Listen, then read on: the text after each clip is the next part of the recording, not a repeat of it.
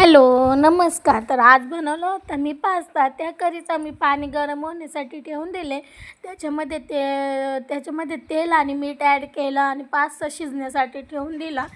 मग काय इकडे पुरणाच्या चाळणीमध्ये पास्ता शिजल्यानंतर तो काढून घेतला आणि त्याच्यावरती थोडंसं थंड पाणी सोडून दिलं. मग इकडं बारीक 2 टॅमॅटो आणि कांदा चिरला होता, तो पण फ्राय होण्यासाठी ठेवून दिला आणि तेल सुटेपर्यंत लाल होईपर्यंत कांदा फ्राय केला आणि त्याच्यात टॅमॅटो टाकून घेतला. मग इकडे टॅमॅटो आणि ते टाकल्यानंतर त्याच्यातच थोडीशी हळद आणि पास्ता मसाला आणि आपली लाल तिखट काश्मीरी मिरची ही ॲड करून घेतली आणि हे सर्व मस्तपैकी तेलामध्ये फ्राय होईपर्यंत मी मस्त फ्राय करून घेतला आणि त्याला तेल सुटेपर्यंत फ्राय करत राहायचं. मग इकडे काय आहे, मी जो पास्ता आपण शिजवून ठेवला होता, मग पास्ता पण त्याच्यामध्ये टाकून दिला आणि इकडे खालीवर करून घेतला आणि चवीपुरतं मीठ टाकलं. आणि मग काय इकडे मस्तपैकी आपला पास्ता पण फ्राय झाला होता. पास्ता कसा दिसतोय कमेंटमध्ये नक्की सांगा, किती छान झाला आहे.